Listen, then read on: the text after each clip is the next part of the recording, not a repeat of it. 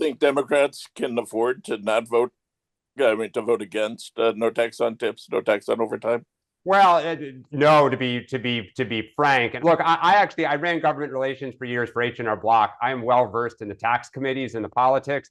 To Sean's point, the implementation of this is going to be very, very hard because the problem is people will, reorient their compensation packages to make a lot of the pay overtime. And, most people don't pay money taxes on tips right now. But if you truly got rid of this, right, it would be it could get out of control. So I think to Sean's point, Trump cannot afford to not have this in and try to fight for it. I can't imagine any Democrat would say no, like they'll all be for it. Yeah, but Dan, don't you agree? I mean, it's the problem isn't those two issues. Nobody's going to vote against tax on tips and overtime. I mean, Right. those are pennies on the dollar.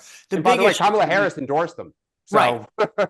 I think there's going to be a broader, like the Democrats can come out and say, we're for all this, but these are tax breaks for the rich and we can't support that. We should have them in there. I mean, so the overall package will make the difference. Yeah. And that's where I think that's exactly, is right. Is Democrats will be for stuff that helps the working class. And by the way, another thing Trump promised was being able to write off car loans. And I've watched the Democrats in Michigan and, those auto states that will say, absolutely, we're for this. But again, how do you pay for all of this and what's your trade-off?